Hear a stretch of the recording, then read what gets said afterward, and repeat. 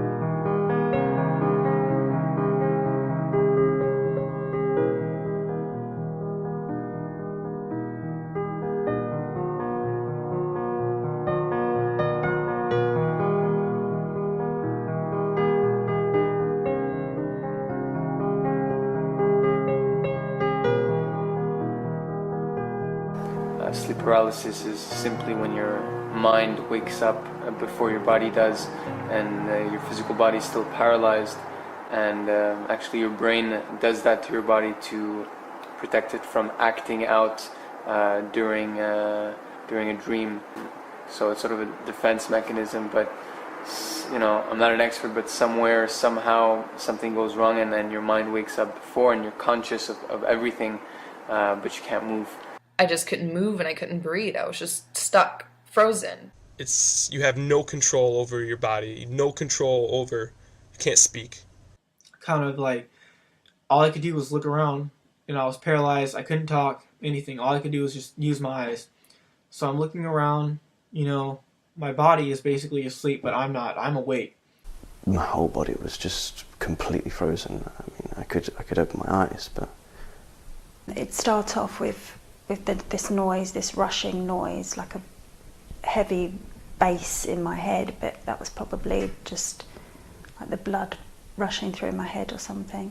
I sometimes wonder, why this happens to me. When we begin to fall asleep, we go through 5 different stages, ranging from light sleep to delta sleep, all the way through to rapid eye movement sleep, or what is more commonly referred to as REM.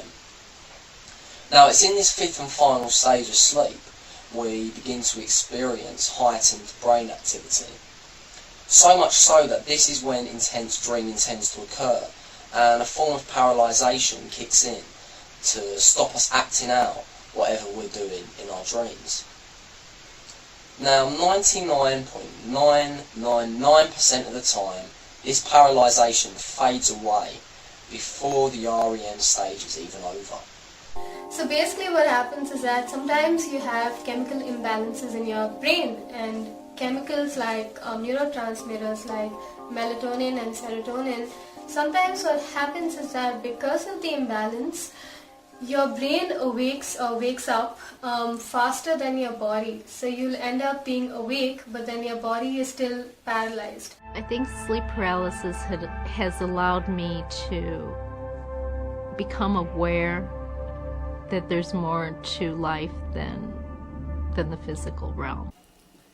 And so if you have had experience with sleep paralysis and you experience some phenomena, don't let somebody else convince you so easily that it's all hogwash, it's make-believe, because everything happens for a reason.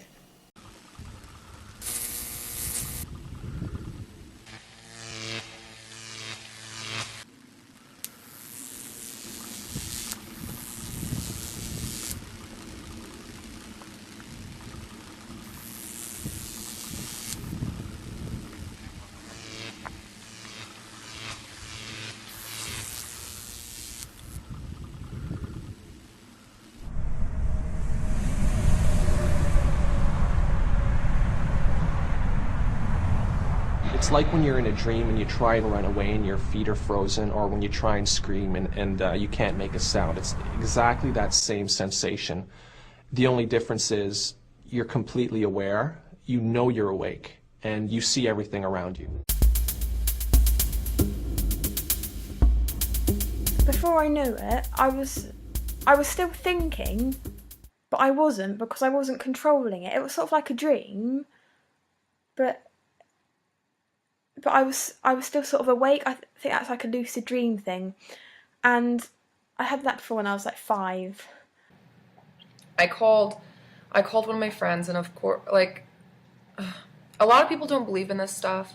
They think it's a medical condition, sleep paralysis or sleep apnea, or linked to anxiety. And I've had people tell me, like, oh, it's anxiety, but I don't have anxiety, and I know I don't. And I know it was different because I saw it like clear as day.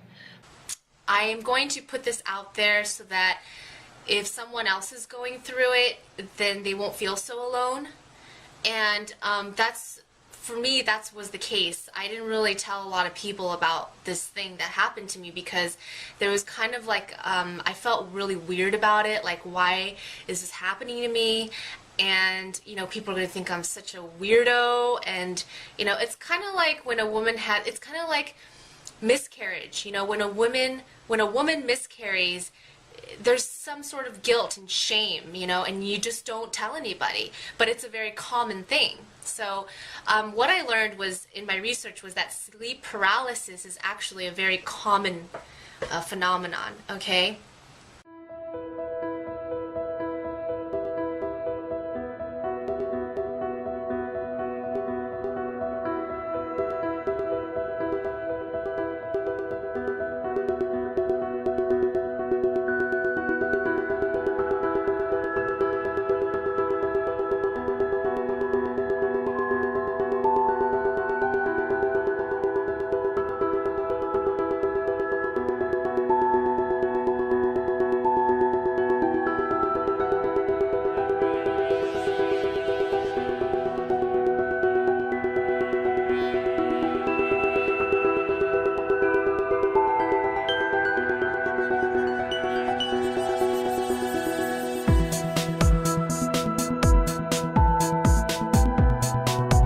I just woke up from sleep paralysis experience. I've had them many times. I used to have them when I was a kid. I used to be afraid of them, and only until recently I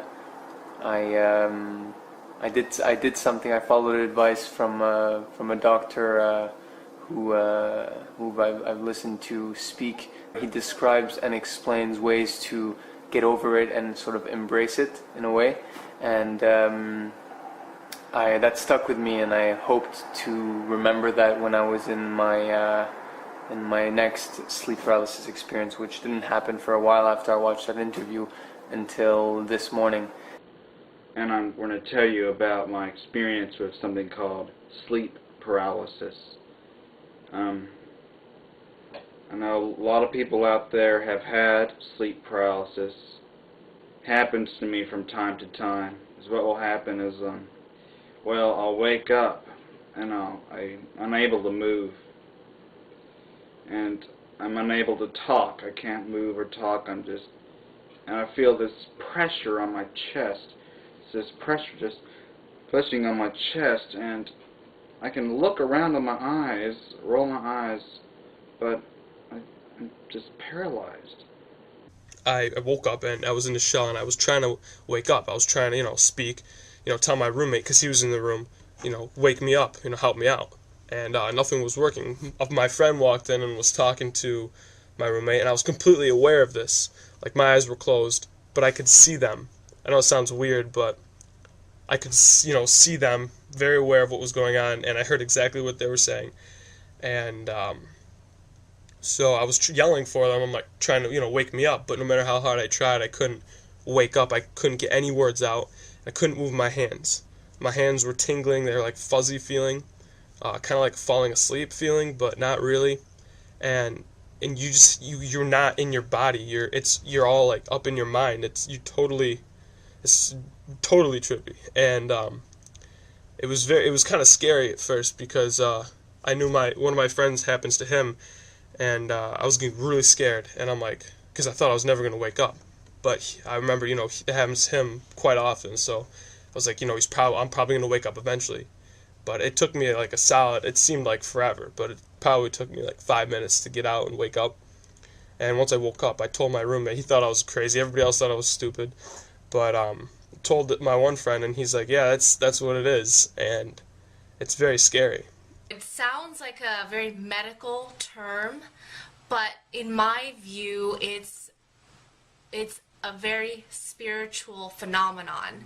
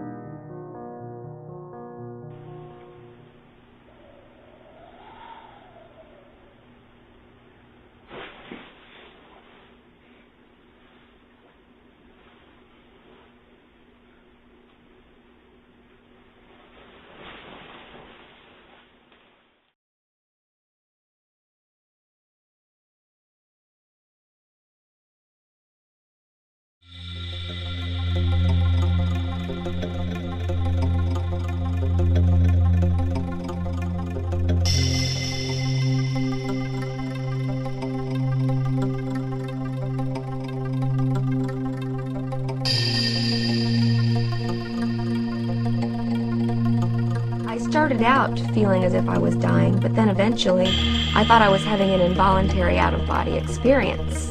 And I kept telling myself, I'm gonna go with this, I'm gonna let this happen, because this could be really cool. It's pretty cool to be able to leave your body and be in another state and be able to just fly anywhere. I mean, leave the house, outside, physically, it feels like you're physically flying. I had one experience that was incredibly positive. I think it was a gift. It was a beautiful experience. This has sort of drawn me into lucid dreaming, which is slightly different in that when you're dreaming, you become aware that you're dreaming, but you're not paralyzed. You can move freely within the dream.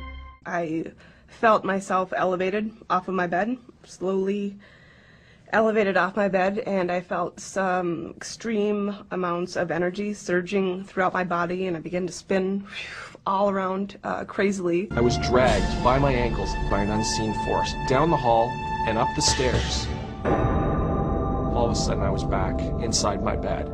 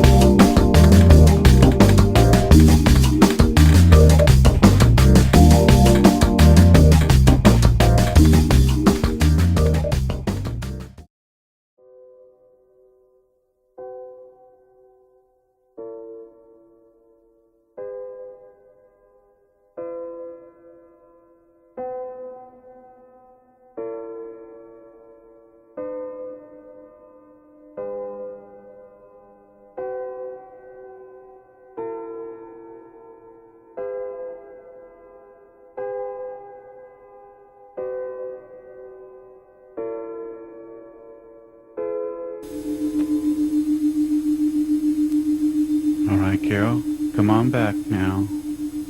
Come on back to the booth here in the lab. It's time to be ending the session. You've been gone quite a while now. Come on back. That's better. I can see that you're back now. Very good.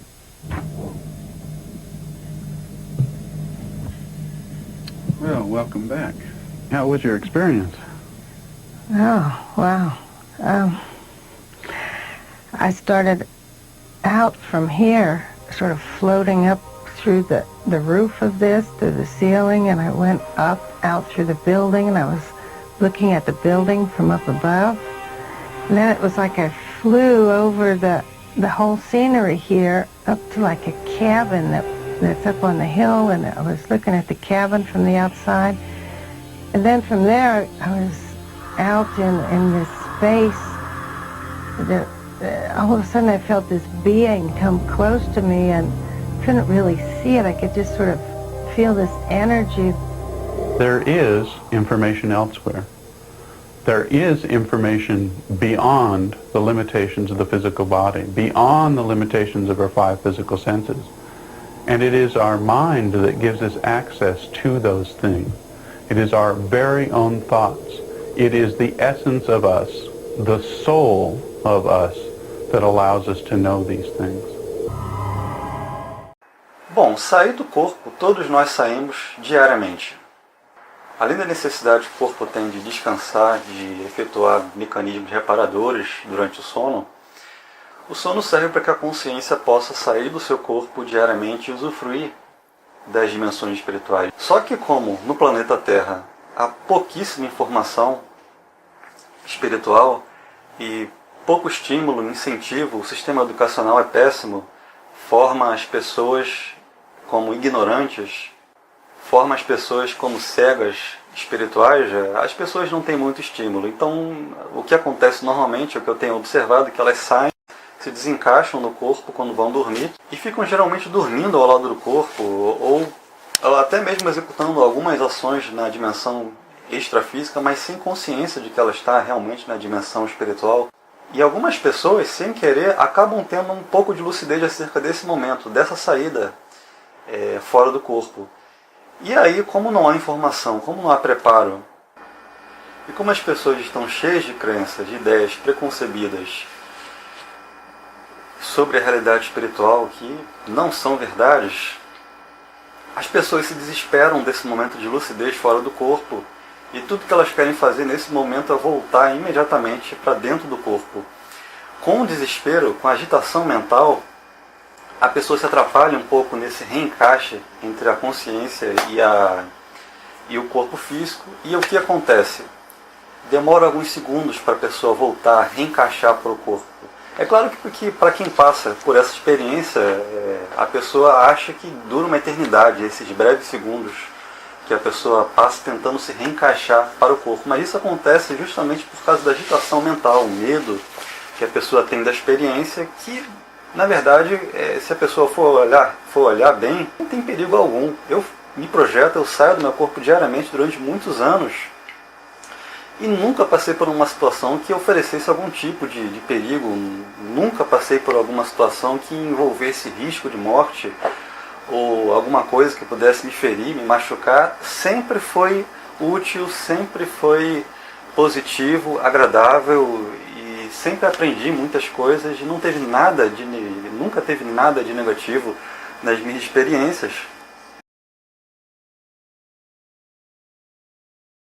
Então é importante a gente também ter a noção de que a projeção consciente, essa chamada experiência fora do corpo, é um fenômeno fisiológico, ou melhor, parafisiológico.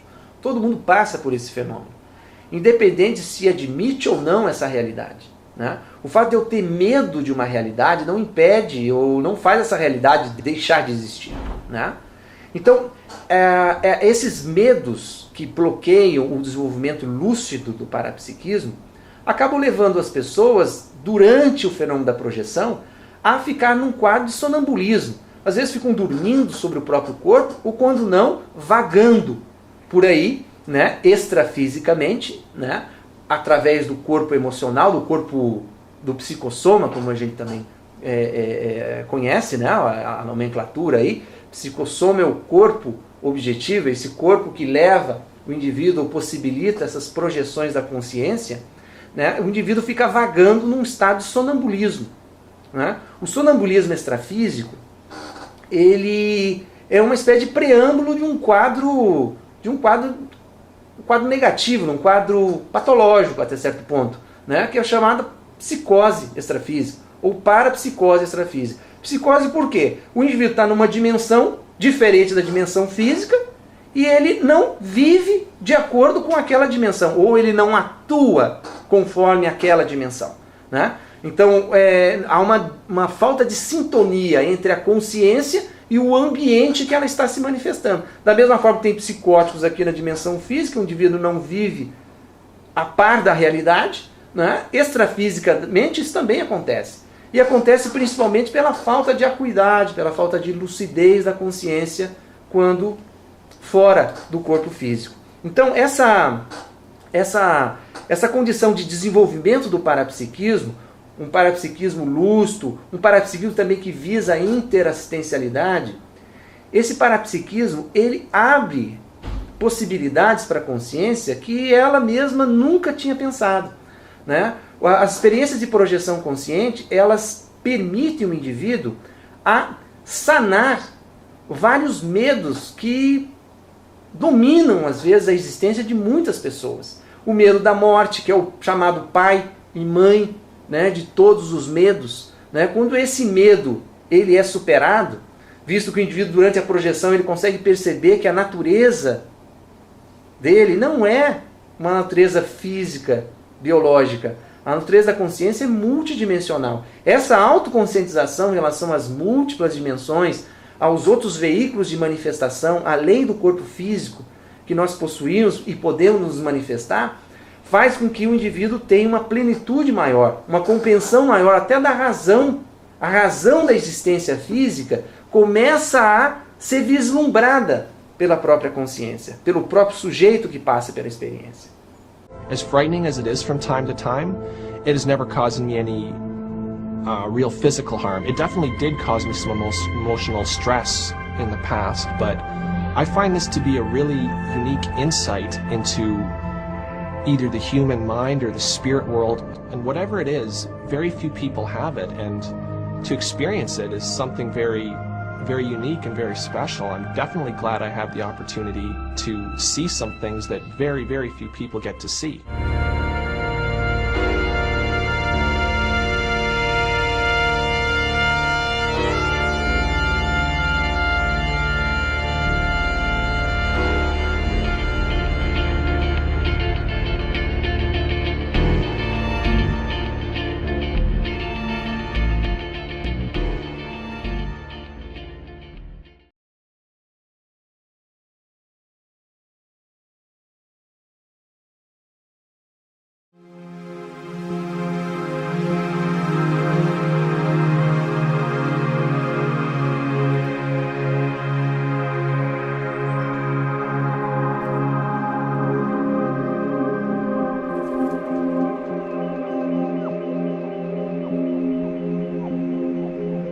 I'd like to know how many of you have ever woken up unable to move or cry out, can't move a bit, can't say anything. Or sometimes it might happen just as you're about to fall asleep, but you're awake and you can't move.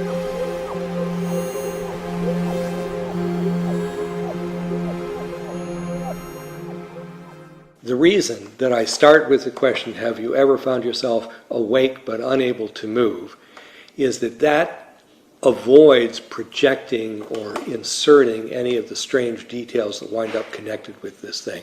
You simply ask, did you ever wake up unable to move? If so, what happened? And then, if everybody tells you the same thing, which turns out to be what happens, it's impressive. But if you said, have you ever woken up unable to move and you sensed something strange in the room and you heard footsteps and did you feel like you were going to die? Who knows what the answer to that question means because you've already provided the suggestion. Sleep paralysis is the experience of awakening, unable to move. Or sometimes it happens just as you're about to fall asleep, suddenly finding yourself unable to move but not yet asleep. and is produced by a physiological mechanism in the brain that's well understood. What is not understood is why at least somewhere around 80% of people in sleep paralysis have this very complex, strange, subjective experience that we've been discussing.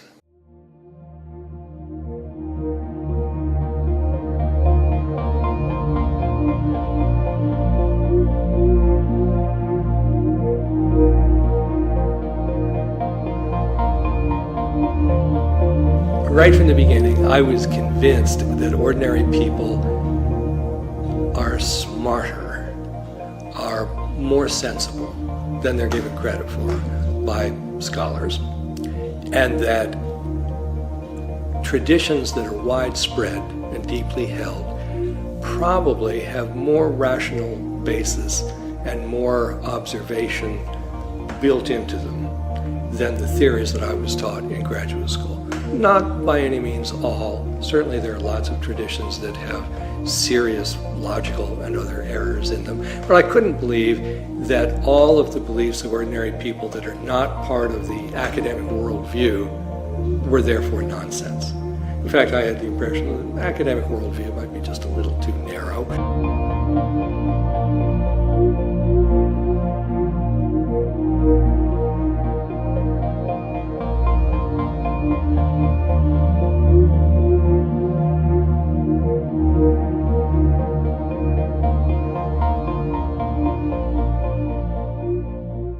The spiritual experiences, the ones that interest me most, so that includes sleep paralysis with a frightening presence, it includes near-death experiences. These are all experiences that are built into spiritual traditions all over the world, and that in the Western modern world for at least the past 100 years have been explained on the basis of psychopathology.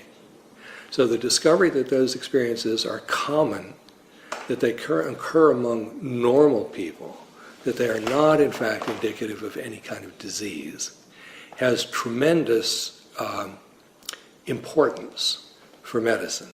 It really, the change in diagnosis that it should make would be to, I think, perhaps dramatically reduce the rate at which people are incorrectly diagnosed as having not just psychological problems, but major psychotic problems.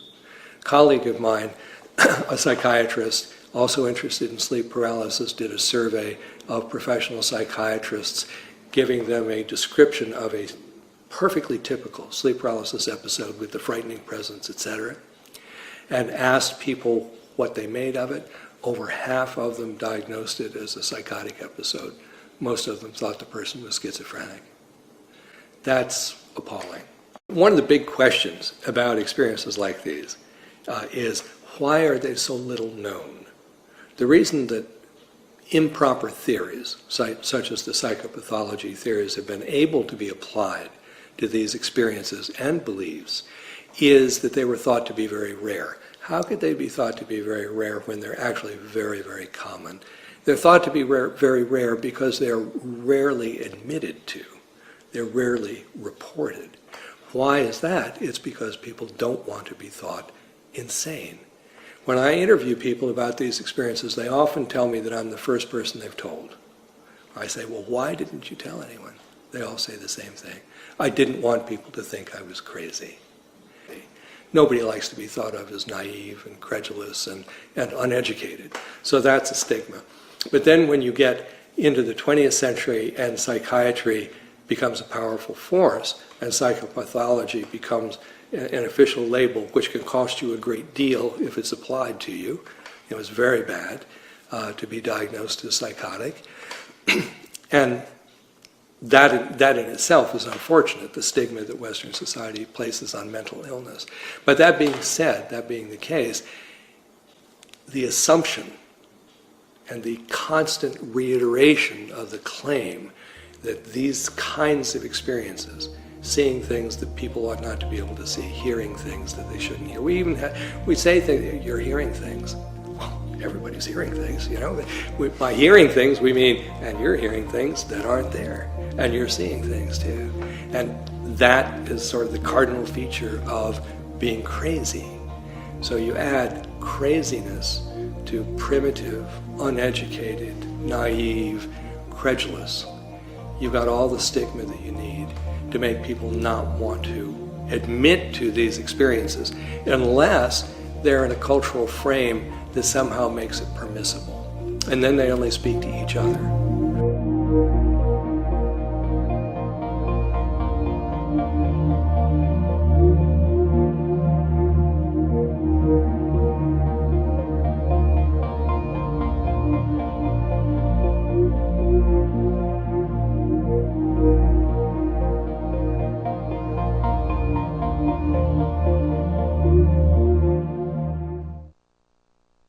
This has been going on for about an hour and a half. She's stuck in a state of sleep paralysis. I've tried everything to get her out of it.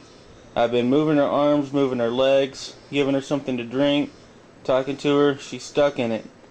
This isn't just today. This is about a 2 or 3 time week occurrence. Sometimes it's every day. But you can see she's trying to talk, but her mouth and face can't even move. She's paralyzed. I was very careful not to make any sort of extravagant interpretation about this throughout my career. I just let the data speak for itself. But what I have been able to do, and was very intent on doing as I went along, was testing all of the explanations that came forward. And all of those explanations are clearly wrong. It is not produced by cultural context. It's not only not culture bound, it is not cultural influences on sleep paralysis that put in the content. The content is there across cultures, and it's the same content among people who have never heard of anything like it before. You don't need to know about it to have the real thing. So it's not cultural. There are some subjective experiences we know that do have physiological causes, but you look at them and they're all very simple. That is, they have just 1 or 2 features. So people recovering from alcohol intoxication, people who are alcoholics, they're detoxing, one of the experiences they often have is the feeling that snakes or spiders are crawling over their skin. Okay, that has a physiological cause. Well, we know what causes that, we know the mechanism of it, and we know why anyone feeling that, if they were in a situation that would produce a hallucination, would hallucinate little things crawling on their skin. Okay, but that's simple. That's one thing. That's as complex as we can get. If you look at schizophrenia, we know that schizophrenics often hear voices commenting negatively on them and their behavior. But in sleep paralysis, we have, what did I have in my index of features? There were over 30 individual features that recur in all different settings. They recur in the same way, in roughly the same order, always in the same general relationship to each other. We don't have any conventional explanations for an internal production of an experience of that kind. Unless you wanted to use, actually even if you wanted to use Jungian collective unconscious and archetypes, Jung never proposed that the archetypes would unfold, I'll call them sort of subjective narratives of this length and complexity. He saw the archetypes as being expressed in very different ways in different settings. You know, what I'm trying to do by staying close to the data, I'm not trying to insist, well, therefore it's got to be supernatural. I'm just saying, well, if you don't like the supernatural explanation, tell me the other explanation. Or work on it until you come up with another explanation. And it's important to me to say, but don't say to the person who's had the experience and believes that it was supernatural that they're being irrational. They're not. They're being perfectly logical. And the more they know about the experience, the more logical their conclusion. For a lot of people, identifying something as supernatural is done by saying there's no scientific explanation for this. So it's a residual category. It's the things that science can't explain that become supernatural. Well, we're not saying that. When you talk about sleep paralysis with this presence seeming like a supernatural event, we're talking about positive identification of the characteristics people have always identified with spirit things. Comes through the wall, floats in the air. You can sense things about it. It does things to you in weird, spooky ways. Einstein used the term spooky force or spooky action at a distance. and you're lucid through the whole thing. You are wide awake, and when it ends, you remember it perfectly clearly, not like a dream. You just feel that all that happened was you moved, and when you move, the thing is gone. That's a spare description. Now, I'll give you, there are lots of other features that frequently come into this. I will describe to you the first time it happened to me, which was before I'd ever heard about it from anybody else. I was a sophomore in college. I was taking, I'd gone to bed early. It was after my last final exam in the fall semester. I was very tired.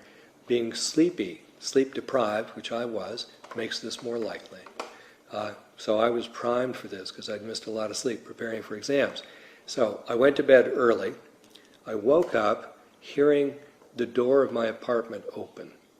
And I thought, it's probably somebody coming to see if I want to go to dinner because I'd gone to bed so early. And I heard footsteps coming across the room. And then I found I couldn't move. And that was very frightening. Then I felt the bed pressed down as if somebody was climbing up on it. And then I felt what felt like someone kneeling on my chest. And then I felt hands on my throat. The hands on the throat is less common. I've had lots of other people describe it, but it's not as common as the pressure on the chest, the bed moving, and the footsteps. The thing that you have to be careful about is that where people theorizing about spiritual things and in a scientific way, the risk is that when you start to theorize in those directions, you wind up with a sort of scientific music or poetry that doesn't actually specify anything in particular. It just gives an appearance of, well, at least we're speaking in science terms now. Well, that might not be that big an advantage because at the end, when we're doing that, we still have to say, we don't understand what we're saying, though.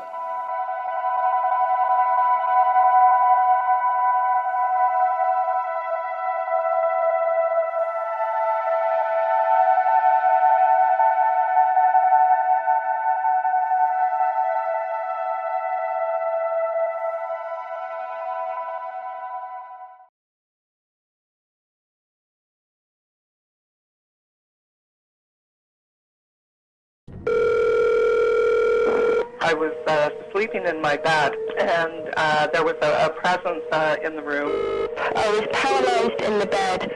He seemed like a shadow. Probably about 6'5", well over 6 foot, very tall.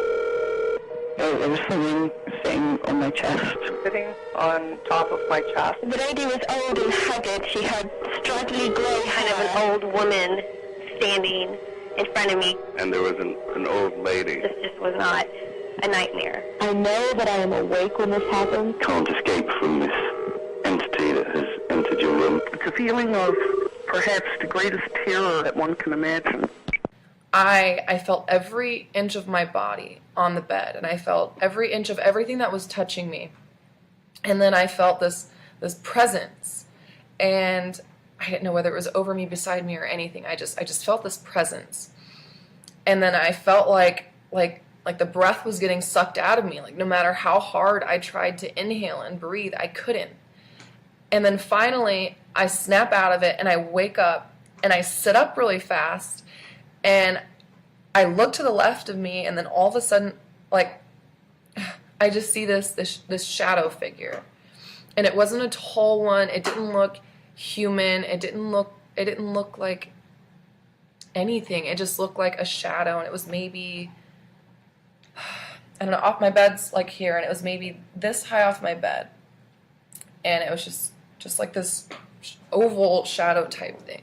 First thing I remember as a child at night, I had just gone to bed. My mother just put me to bed, and I could see the lights on in the living room. I had just laid down for bed. I could hear my parents, I could hear the television, and I looked up, and to my right I saw a couple, very shadowy, very dark, in my bedroom.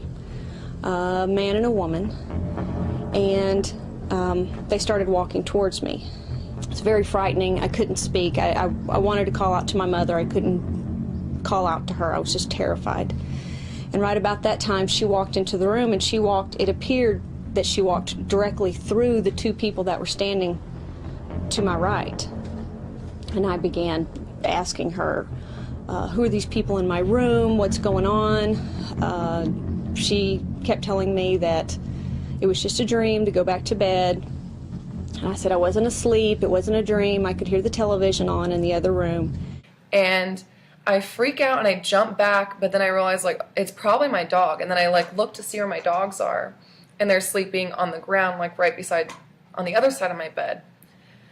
So then my heart, like, freezes, and I look back over, and then the shadow figure just shoots up to the ceiling.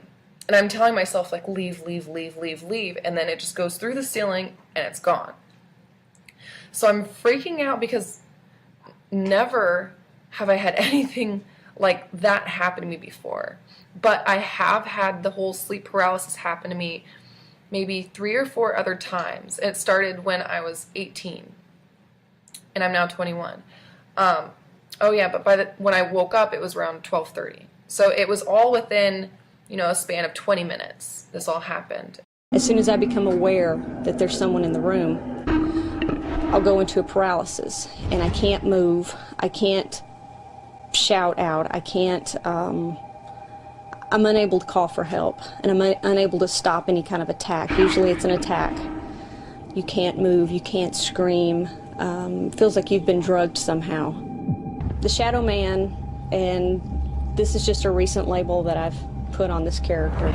The closest I've seen of him is the arm, because it's been around my throat several times. He's very violent. He doesn't use any caution whatsoever. He could care less if my neck is broken. I mean, that's how violent he is. Generally, he's accompanied by a very old woman. She's rather short, draped in many layers of clothing. She looks like a homeless type person. Like all of her belongings are on her. Shawl, jacket, a hat. The old woman will sit on my chest, and she's not extremely heavy, but she's heavy enough that it's very hard to breathe. It's extremely hard to breathe. I can't get my lungs to expand. I can't move. He's got my arms down, usually, or just the way she's sitting on me, I can't move, and there's nothing I can do.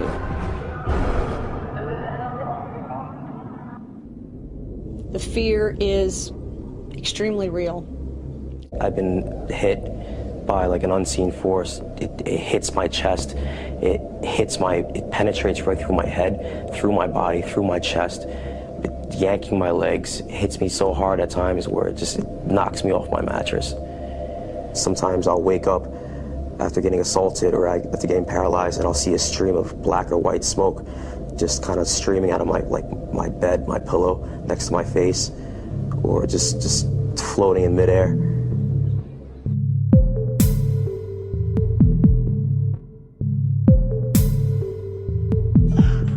It's putting so much fear within me that I'm unable to sleep, that I feel that I have to keep opening my eyes to see if there's something in the room. And it's affected my mood, it's affected my depression, it's totally rendered me literally useless to society, useless to everybody.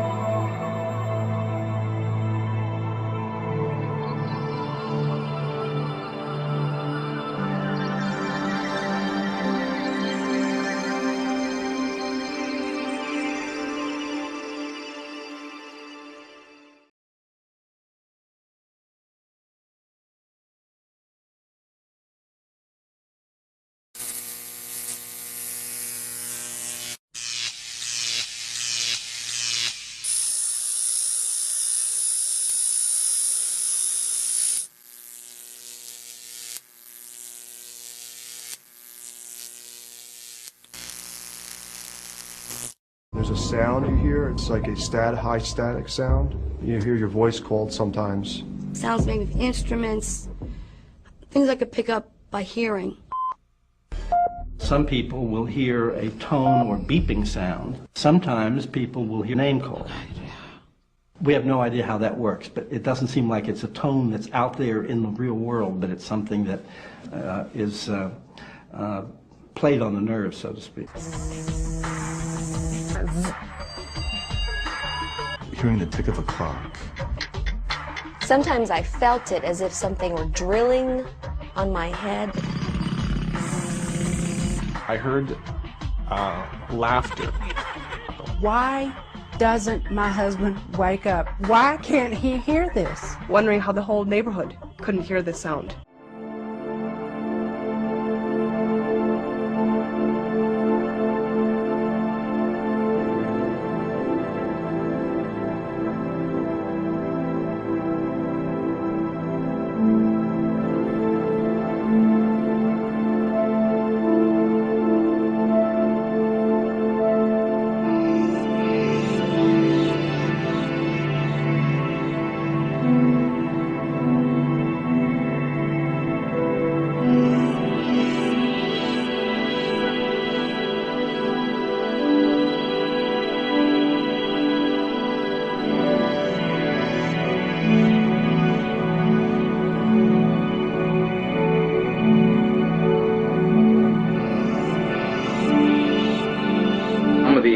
Episodes or attacks of sleep paralysis I have, I hear some strange noise. It'd be in my head, you know, it'd just be there. Noise would just be there in my head, you know, as if it's not like, I mean, just there.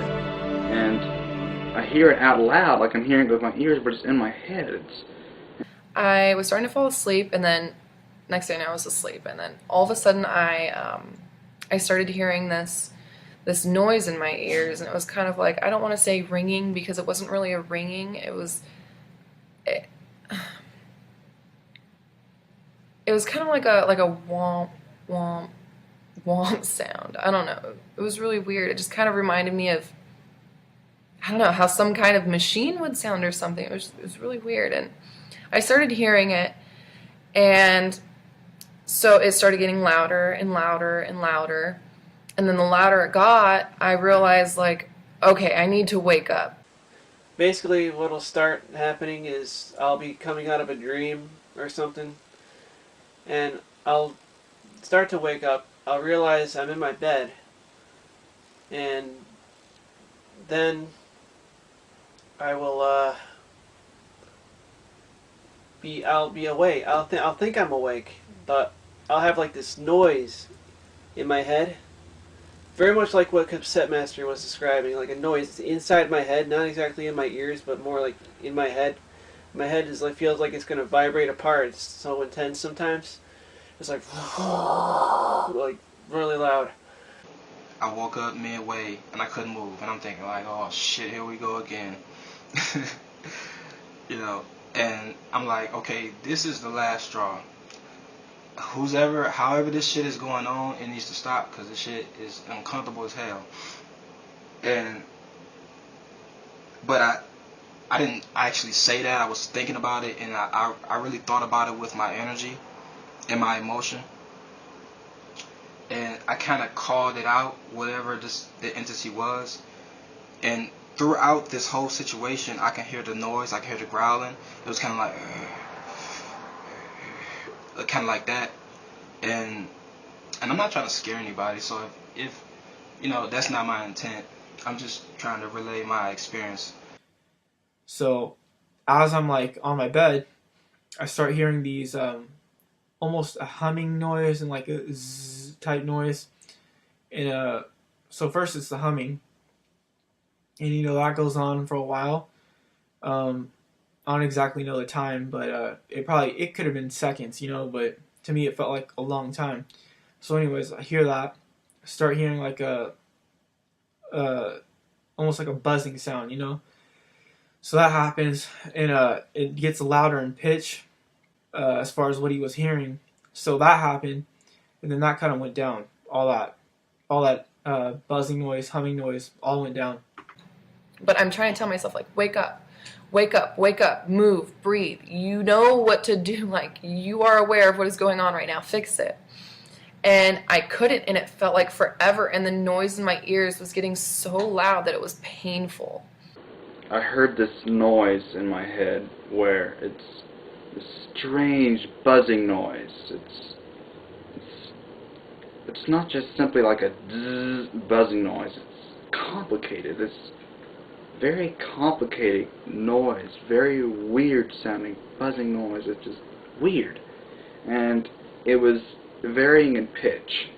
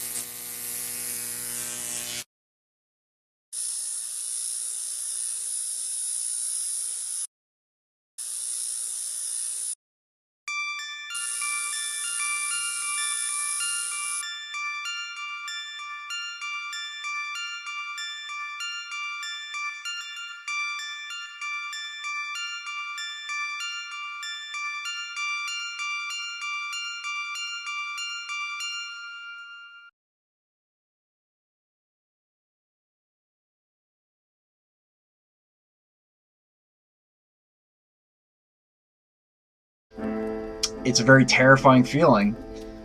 It's scary. Well, some people, it's a very terrifying feeling. Basically, it's the most terrifying thing in the world. But it scared me so bad. It was kind of scary. And then just really scared the mess out of me, and it's kind of terrifying. But what happens is, during this lovely stage of paralysis, you wake up mentally. You become cognizant of the fact that you're laying there asleep, and you're still paralyzed in that stage of sleep for, sometimes it's only 10 seconds, sometimes it's only 5 seconds, sometimes it can feel like an eternity. I'm sure everybody's experience is different. But essentially, you wake up and you fucking panic. And this is the reason why you see people who make like weird squeaky noises when they sleep. People that are like, eh! Or why you see people like snap themselves awake. It's probably because they're in the middle of a terrifying sleep paralysis experience. Dentre os medos mais comuns relacionados a fenômenos parapsíquicos, a gente pode citar a catalepsia projetiva, o fenômeno da projeção da consciência, ou a chamada experiência fora do corpo, e também os fenômenos de clarividência espontânea. Né? Se a gente fosse elencar aqui as relações que existem entre esses medos e questões traumáticas, a gente poderia falar um pouquinho sobre o estresse pós-traumático. Tem pessoas que desenvolvem um verdadeiro trauma emocional quando experimentam esses fenômenos e os interpretam de uma forma errônea, uma interpretação desadaptativa. Então, vamos pegar um caso aí da catalepsia projetiva. Aquela sensação de paralisia, né, que o indivíduo acorda geralmente à noite, de madrugada, ele se pega desperto, só que ele não consegue mexer-se, né, na cama, né? Ele sente uma paralisia. E geralmente a pessoa tende a interpretar, a pessoa que não tem informação, não tem um conhecimento maior sobre os fenômenos parapsíquicos, ela tende a interpretar isso como morte, né? Como se ela estivesse morrendo. Né? É obviamente que essa interpretação de ameaça acaba gerando uma resposta emocional muito forte. E essa resposta emocional fica vincada na memória, né? Quanto mais a gente mobiliza emoção, né, diante de uma experiência, mais a memória fica fixada. E depois, isso pode gerar dificuldades posteriores, né? As dificuldades posteriores são quais? A pessoa ela acaba querendo evitar falar sobre morte, ela evita qualquer sensação, qualquer coisa que possa colocá-la em algo parecido com o que ela experimentou, né, naquela experiência que para ela foi traumática devido à sua interpretação. Então ela evita buscar informação, ela evita ter novas experiências parapsíquicas, ela não se dispõe a fazer exercícios para sair do corpo. A gente vê isso com muita frequência, às vezes nos próprios cursos, né, que envolvem esclarecimento quanto à questão de projeção e fenômenos correlatos. Né? A pessoa ela quer informação, mas ainda ela tem uma resistência muito grande a se permitir ter uma experiência mais sadia em relação àquilo, até para que ela consiga ressignificar, né? Dar um significado mais apropriado para aquilo que aconteceu.